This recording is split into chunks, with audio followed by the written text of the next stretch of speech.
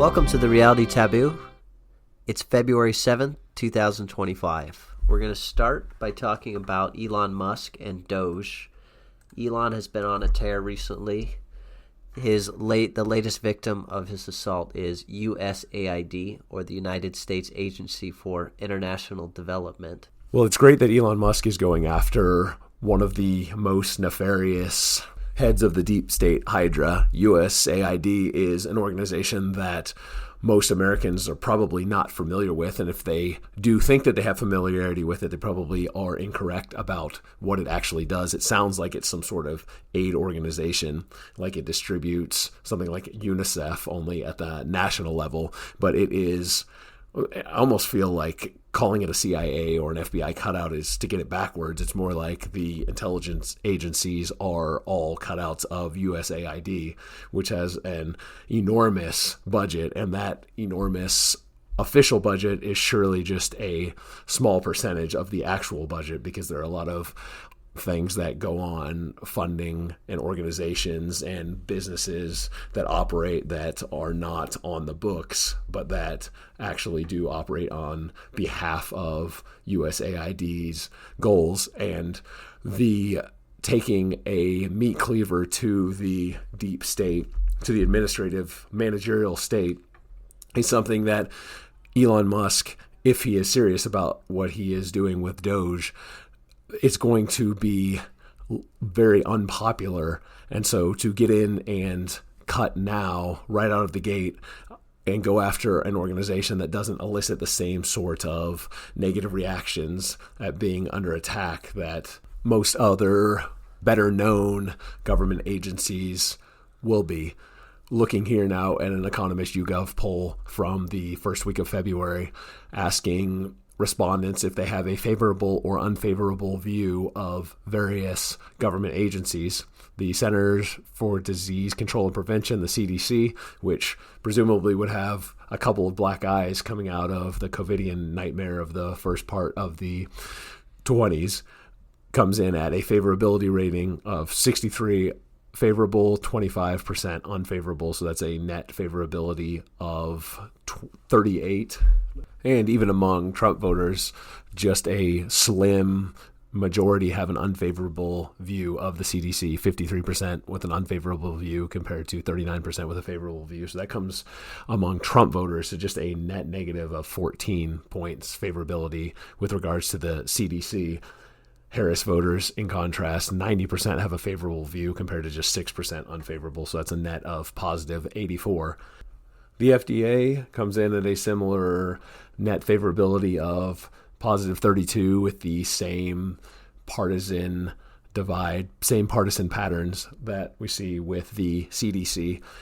ICE comes in at a net favorability of just plus 15, but the views are, from a partisan perspective, almost completely inverted from the previous two government agencies, with Trump voters 76% viewing ICE favorably compared to 16% viewing it unfavorably. So that's a net of positive 60 for ICE among Trump voters. But it is one of the few government agencies that Democrats have an unfavorable view of. 55% of Harris voters having an unfavorable view to 37% having a favorable view, which comes to a net negative favorability of 18% for ICE among Democrats.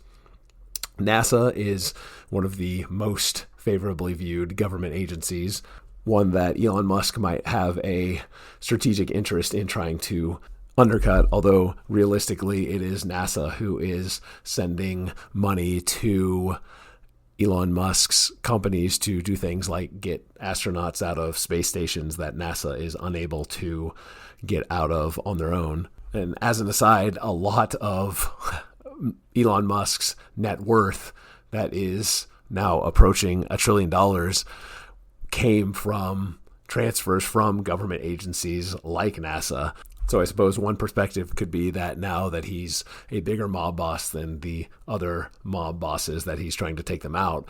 Or more favorably, it could be that he has seen firsthand the problems that the whole managerial apparatus creates and is trying to clean them out so that future Elon Musks can be as industrious and profitable as he was. And he's seeing that the way things are going now, he's not going to be able to do that anymore. And he seems to be taking a similar approach that he took when he bought Twitter, where he cut huge number of staff. And there were the critics saying, and he cut, of course, content moderators, which is a euphemism for censorship. And he cut all these staff, and there were naysayers saying that, Twitter can't survive. And yet here we are several years later, and Twitter is doing fine. It has as much influence as it ever has. And so I suspect Musk is taking a similar approach to these government agencies. And hopefully he'll cut drastically and either abolish altogether the agencies that he just pares back. They'll operate just as well, if not more efficiently. And I think that's why you see such hysteria, because I suspect that many of these people at organizations like USAID know that their jobs are redundant and not necessary to the putative mission of the agency they work for. And so they know that their jobs can be cut with no harmful effects to the achieving the stated objectives of the agency they work for. Yeah, and that's under the presumption that what these government agencies are alleged to exist for are actually the goals that the bureaucrats burrowed deep into these agencies are actually trying to accomplish.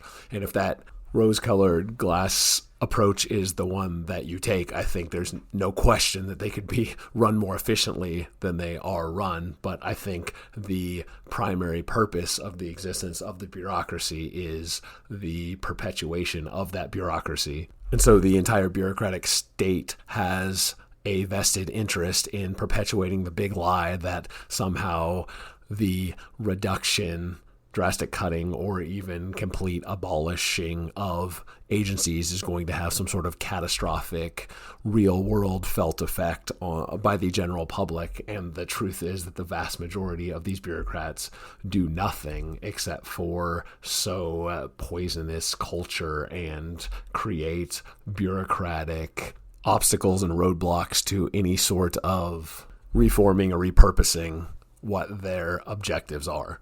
Anyway, so NASA is at a 71% favorable to 14% unfavorable, which is a net favorability of 57%. As popular as it is, the National Weather Service is even more popular with a favorability of 76 and unfavorability of 10, so a net favorability of 66%. The FAA, Federal Aviation Administration, favorable 62, unfavorable 17, which comes to a net favorability of 45%. And in the case of the FAA, the National Weather Service, and NASA, those enjoy bipartisan support. Both Trump voters and Harris voters overwhelmingly have favorable views of all three of those agencies. Next, the FBI, 57% favorable to 30% unfavorable, so that's a net favorability of 57%. And contrary to other points in the FBI's history of existence over the last century, nearly century in the United States, the FBI is much more popular among Harris voters, among Democrats, than it is among Republican Trump voters. So among Harris voters, 79% view it favorably to just 13% unfavorably. So that means the FBI among Harris voters has a net favorability of positive 66%, while among Trump voters, it's 42% favorable to 52% unfavorable, which means a net negative 10% unfavorable. So we are in a situation now where Trump voters, a majority, an outright majority, not just a plurality, have an unfavorable view of the FBI. But the animosity and the incredulity that Trump voters have for the FBI is not nearly as intense as the admiration that Harris voters have for the FBI, and independents lean much more heavily in the direction of Harris voters, with 63% having a favorable view to just 23% having an unfavorable view. So among moderates, it's a net favorability of plus 40%, to give some indication of how unpopular Elon Musk and Doge going in and gutting federal agencies will be. And FEMA follows a similar pattern to the FBI with a net favorability of 25%, 55% favorable, 30% unfavorable, with the same partisan patterns that we saw with the FBI favorability support numbers. TSA, the Transportation Security Administration, which is an agency that does nothing but cause very visible headaches to countless people every day across the country and across the world. The number of human recreational and labor hours that have been burned to a crisp for absolutely no benefit at all by the TSA over the last 2 decades is something staggering to try to compute, but it must surely be in the billions or trillions of human hours that have been lost. And yet, despite this, and despite the fact that no one has anything positive to say about the TSA in terms of their own individual anecdotal interactions with the agency, when asked about it, 59% view it favorably compared to 24% viewing it unfavorably. So that has a net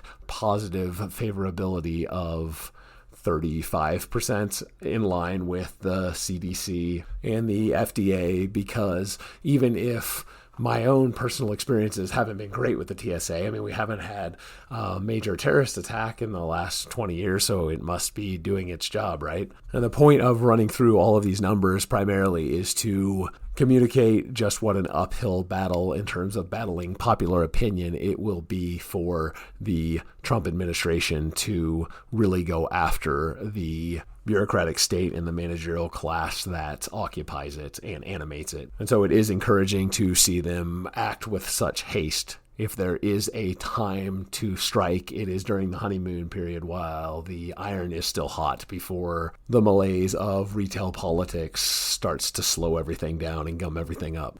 On a related note, I've been thinking this week about what I'll call destruction versus subversion. So the right wing, represented by the MAGA movement, what should their approach be? Should they, in dealing with the deep state and these federal government agencies, should it be a slash and burn approach where you're essentially just trying to destroy it and maybe either not replace it or build something new on top of the ashes? Or should the approach be to try to take control of those agencies? So in Tolkien terms, it'd be, should you drop the Ring of Power and Mount Doom, or should you take the Boromir approach and take the ring for yourself and use it to help your people and Gondor and achieve your aims? And I read an article this week from the Wall Street Journal about a high school in Denver, Colorado, who East High School, has converted one of the female restrooms into a transgender restroom. So it's caused some headache at the school. There's some anecdotes about how girls are having to rush through during passing period to get to a restroom on the other side of the school. And obviously they had to convert some of the stalls.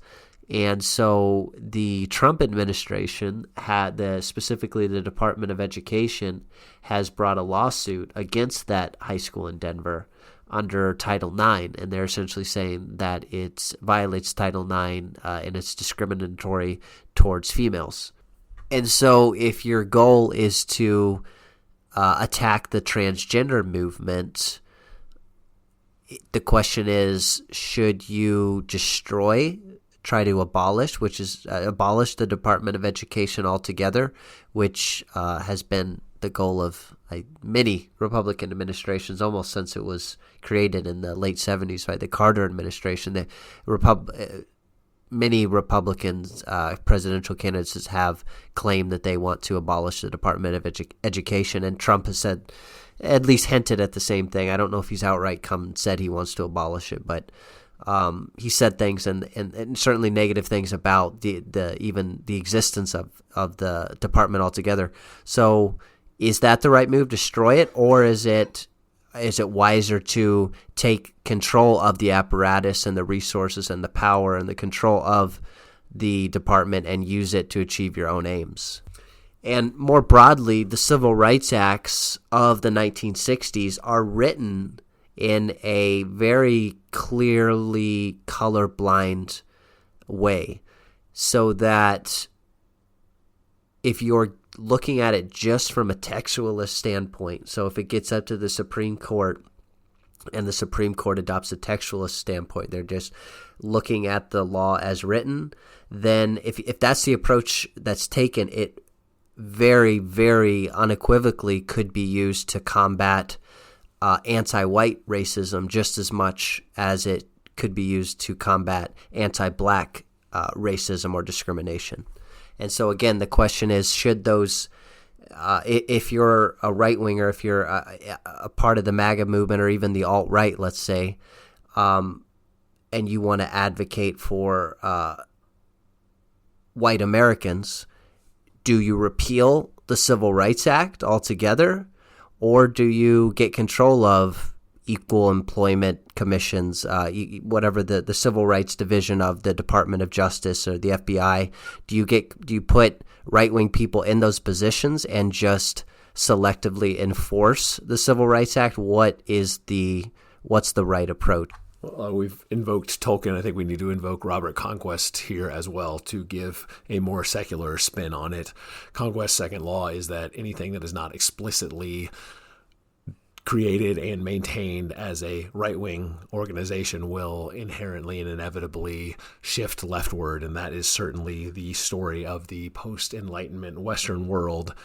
We were speaking prior to recording about any examples that are counter to this tendency that Robert Conquest pointed out, and we couldn't come up with any off the top of our heads. We can literally come up with hundreds or thousands of examples of this law in place, whether it be religion or media or sports or business. Any field of human endeavor follows this managerial tendency and has done so pretty reliably now for centuries, with virtually no, if perhaps no major exceptions at all in existence. And so that would tend to suggest that it might be a fool's errand to try to take over these organizations. And even that takes us to a potential diverting discussion about what the goals are. But if we are piloting this from a MAGA perspective, a nationalist, America first perspective, which is not one that I share. I want political dissolution at the highest level possible so that power can devolve as locally as possible, and then at the most local level that power be concentrated and be used to achieve desired ends in a local and maintainable, manageable level of operation. One much less susceptible to the back and forth capture and recapture that characterizes the American political system at the national level now. And though I said it was a fool's errand, I don't have a very compelling alternative. The power is there, at least for the moment, and so I think it should be seized and utilized while it is there, because I suspect, this could be my blackpilling, my general cynicism, but I think that it will be fleeting. I think that Conquest's second law will remain unconquered, and the mechanisms by which Conquest's law plays out is that there are visionaries or vanguards who might temporarily shake up organizations and point them in a direction that is antithetical to the direction that the managerial state has been pushing them in, up to the point of that visionary coming in and momentarily gaining control. But what inevitably happens is that once that initial mover, the mover falls away from the scene or is pushed out by the bureaucratic managerial state that is drawn to managerial life and the organizational bureaucracy that inherently has a bias towards conforming to the broader cultural zeitgeist and selects for people who have that same sensibility, and a deference for credentialism and, again, social conformity and social status and all of the things that cause the bureaucratic apparatus to invariably become indistinguishable from the broader cultural zeitgeist. And I think realistically the only way of exculpating oneself from that is to drastically reduce the size and scope of the population and the area that the zeitgeist is drawn from.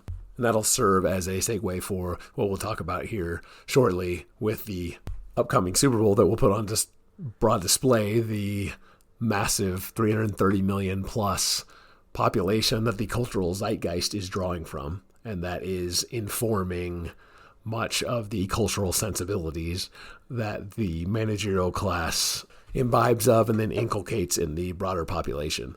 I should note, too, that the approach that the Trump administration is taking, that particularly a tactic that Stephen Miller has employed with the America First Legal Foundation of taking the Civil Rights Act of 1964 and using it as a legal defense against the anti-white, anti-male, anti-Christian, anti-traditionalist cultural ascendancy is a pattern that is repeated and has been repeated since the Enlightenment. It's the same underlying pattern that allowed Robert Conquest to identify that second law, which is that things that were championed and advocated for by progressives of the time invariably become in the future things that the conservative, traditionalist, reactionary side of the argument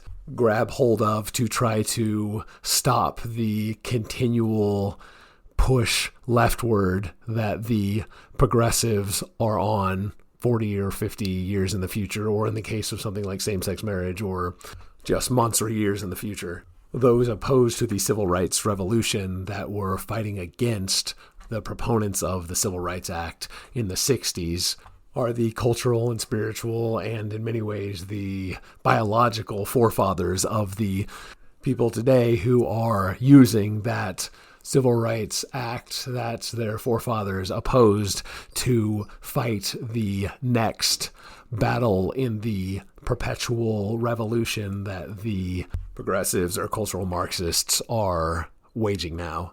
To put it more pithily, this is an illustration of conservatism being the progressivism of 10 years ago.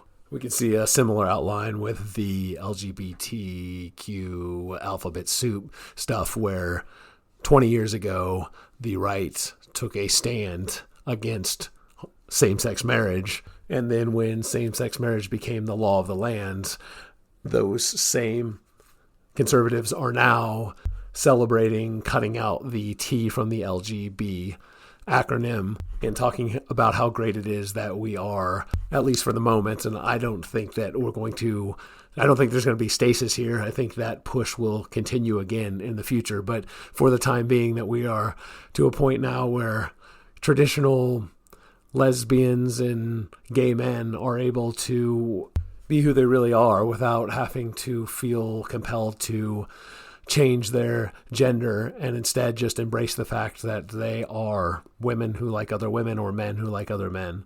20 years ago, an important issue for the right was opposition to gay marriage. Now flash forward to 2024, and Trump is playing the gay national anthem, YMCA, by the Village People at his rallies, and right-wing people are dancing along. So I think the standard, maybe cynical, black pill, right-wing, dissident right perspective on this is that trans is going to be similar to gay marriage in the sense that there'll be the right wing who opposes it, and the trans ideology will win out. It'll gain more and more wider acceptance from the culture, and then 20 years from now, when the progressives have moved on to the next thing after trans genderism, then the right wing will talk about how we need to go back to we need to defend trans rights. We can't contemplate this next thing, whatever it is. And that might be the case, but I think there's a chance that really the trans issue is actually a bridge too far, and that it is fundamentally different than the gay and lesbian movement, and that it will not ever gain near widespread acceptance or tolerance. So if you just brainstorming some of the things that I think set it apart. The harmful effects of puberty blockers being the most obvious, that the harmful effects from removing genitalia or disrupting puberty in children or injecting estrogen or testosterone at high levels, the harms are so manifest and so obvious. Whereas just being gay and, first of all, just living as a gay person, you're not changing anything fundamental about your physical appearance. You're not getting hormones. You don't have any surgeries. You just maybe dress a little bit differently and talk a little bit differently. And the only clear thing I could think of harmful behavior is the general promiscuity. So the gay men having a lot more partners, so potentially putting them at risk for getting STDs, and then of course the anal sex having a much higher risk of transferring STDs. But other than that, I can't think of any obvious physical dangers from being homosexual versus transitioning clearly does have obvious harmful effects, and not only harmful but irreversible, despite what people, gender affirming care advocates say, that these procedures are reversible. They are not. And the Trump administration has issued executive orders essentially saying that there are only two genders, male and female, and threatening to withhold funding from hospitals who perform gender affirming care or gender or child mutilation, depending on your perspective on the matter. And so that has led to protests in New York, because there are major hospitals in New York City that have, at least for the time being, put these transgender surgeries or procedures on hold. And the other aspect I think that makes transgenderism different is it's hard to go back from it. It's hard to reverse course. So especially if you or your child goes through and gets hormone injections and puberty blockers and removes breasts or removes a penis, you can't go back from that. So you're kind of all in at that point. It's ride or die at that point. Versus, again, if you say you're gay and you kind of realize, you experiment with that a while, and then you realize maybe you're not actually gay, it's relatively easy just to pull back from that and resume a heterosexual, quote unquote, normal lifestyle. Versus not, you hear about the really sad stories of detransitioners, and it's obviously very, very difficult, if not impossible, to turn back from that decision. The primary sticking point is the minor aspect of transing. It follows a very typical pattern with the perpetual revolution, where they push and ground is conceded, and they push and ground is conceded, and they push and ground is conceded, and then they push a little bit too far, too fast, and there is a reaction that halts the progress and maybe even pushes it back a step or two, but then they lay dormant or they pivot to some other cultural issue, and after a few years they return to it. And if we look at polling data on the trans issue, we see that the opposition is concentrated heavily on issues that have to do with children, particularly with prepubescence.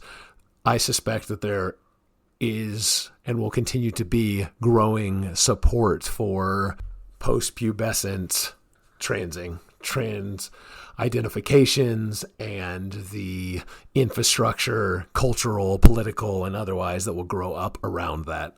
We look at polling data over the last 4 or 5 years, there has been some pullback in terms of professed public support for the trans movement broadly defined, but it is a situation where in 2025, we've come down a little bit from the peak acceptance of 2020, but comparing 2025 to, say, 2015, we'll see that 2025 is far more accepting and celebratory of transing than people in 2015, let alone 2005, when the same-sex marriage debate was all the rage, would have possibly been, because it wouldn't have even been conceived of as a possibility when I shouldn't say that. There were people who argued that it was a slippery slope and that invariably it would lead to this down the line, but they were mostly shouted down as a conspiratorial minority. And for the vast majority of the population at the time, when same-sex marriage was being debated, the idea that there would be social and cultural infrastructure, that it would be entirely turned upside down to permit people to identify as whatever sex or even whatever species they wanted to, and that would be given the formal blessing of the broader culture, the business world, the religious world, the political world, in the way that things are today, would have seemed to most people to be inconceivable. So while I hope you're correct, Jeff, I am more pessimistic, and I think that this will be another instance of the perpetual revolution being temporarily halted on this front, but I don't suspect that this will be where we ultimately end up as a culture. Although on the other hand, I would be remiss if I didn't note that the progressive push, while almost always successful, is not always successful. There are 2 big examples of progressive pushes in the 20th century that largely have been defeated, or at least set back on a generational timescale as opposed to just one measured in years or decades, are eugenics and communism, which at first blush paradoxically seem like they would be at odds, but as I've gone into a little bit on previous episodes, I don't think that is necessarily the case. I could certainly envision a future where genetic engineering allows for, through the use of eugenics, allows for the creation of a very communistic, equalist society. But the more germane point for this discussion is to say that even though that progressive perpetual revolution usually wins, it doesn't always, and so maybe trans will be an instance of eugenics or communism that ultimately did burn out. We're recording this 2 days before the Super Bowl, and the headliner for the halftime show of the Super Bowl will be Kendrick Lamar, who is a rapper whose most recent hit song, Not Like Us, I've heard before, and I looked up the lyrics, and I literally can't even read the lyrics because they're just filled, at least I don't want to, they're filled with vulgarities and the N-word and just complete degeneracy. And the track is actually, it's a diss track, and it's the main topic of the track is that a rival rapper, Drake, is a pedophile. And so I don't really know where, I'm not pointing out anything novel, but I think it is worth just reflecting on how degenerate and crude and crass and ugly 2025 American culture, Western culture more largely is. That this is a person too who literally was awarded the Pulitzer Prize, and the song "Not Like Us," which again is a diss track about how a rival rapper is a pedophile. That song is the most decorated song in Grammy Awards history, and it swept all 5 nominations at the most recent ceremony: Record of the Year, Song of the Year, Best Rap Performance, Best Rap Song, and Best Music Video. So again, just if you're curious, Google the lyrics and you'll quickly see what I mean. And it's funny because there's a lot of, especially Kendrick Lamar, he's kind of like, I would put him in a similar category as Kanye West in terms of a lot of white kids like listening to him. And but you can't even, a non-black person can't even sing along with these songs without getting canceled. A friend of mine recently was with a Japanese person at karaoke. It was 4 of them, and it was an after work activity, not even during work hours. And they were doing karaoke, and a rap song came on, and the N-word came up as part of the lyrics. And the Japanese person, and this is relevant that this person actually was born in Japan and moved to the United States later in life. But he very logically, the song came up and he sang. They were all singing along, and he said the N-word as because it was in the song. And one of the other people reported him to HR at the company, and he was fired. And so it's just, again, I don't know exactly. It's not necessarily a novel point that I'm making, but it just it has to say something is really sick about our culture that a person like this is headlining the most watched event in the country.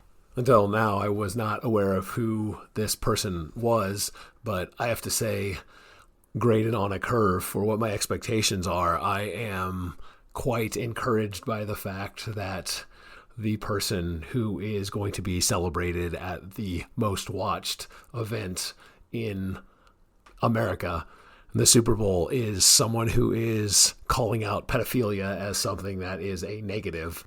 The NFL is the one remaining, if there is any remaining at all, the one remaining cultural touchstone that virtually all Americans are able to, all people who live within the geographic borders of the United States are able to converse about. It is the most common of common denominators. And so in a democratic, equalist cultural landscape, it is going to tend towards being the lowest common denominator. And so that's what it is. That's what we have here. I am interested by what metric you judge it as degenerate or as something to be lamented. Is it because it doesn't strive for excellence? Is it something that is spiritual in nature, or is it just an aesthetic preference? And while you're thinking about it, as an aside, the NFL generally and the Super Bowl in particular, while it is the most salient cultural event, it is not the most degenerate. There is a racial subtext kind of underlying the matchup in this year's Super Bowl, with the Kansas City Chiefs being more of the traditional, implicitly white avatars, and the Philadelphia Eagles being more of the black, progressive avatars. Other leagues probably would have put the kibosh on someone like Harrison Butker, but instead the organization stood behind him, and Patrick Mahomes' wife is famously a big MAGA Trump supporter. And even though explicitly they are not out of step with the broader mainline culture, just the aesthetic of Travis Kelce and Taylor Swift as a sort of all-American sweetheart couple that is, if not explicitly Heritage America and white, is implicitly that. As an enlightened hedonist or an Epicurean, though, I wonder what is the perspective that you take that leads you to characterize it in the terms that you did. Yeah, Ness, I think it might just be if I'm being honest, it could just be an aesthetic preference that I can't really say from an Epicurean hedonistic standpoint why I would have a problem with it. Perhaps I was being unfair to pick on Kendrick Lamar. He is certainly on a scale among hip-hop artists. He is more thoughtful and takes a more critical view of some of the problems in gang culture and black culture. some of the excesses and focus on materialism and beefs and things like that. So, but I would say from a broader sense, it's the glorification of rap in general and the just horrible messages and values that it sends to young people specifically. So it's one thing. It's more. When I think about all of the young people who are going to be watching this, and what kind of message it sends to have somebody like Kendrick Lamar and other artists like him, and the things that they rap about, the things that they value, just on a more basic level, just the extreme vulgarity and crassness of language. It's not the kind of society that I want to live in. And again, it's his most recent hit song that just won a bunch of Grammys is a diss track. It's just him irritated at another rapper and him recording insults, and it is about beefs and personal grievances.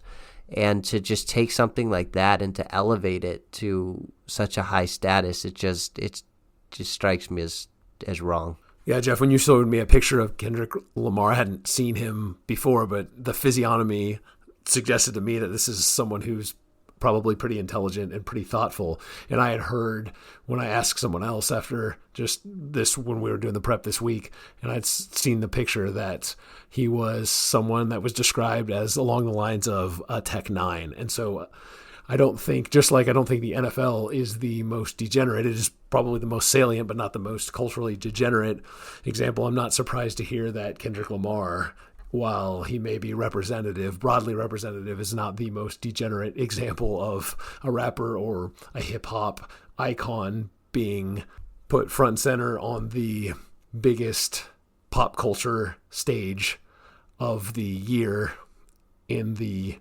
United States, if not in the Western world, even in the entire world.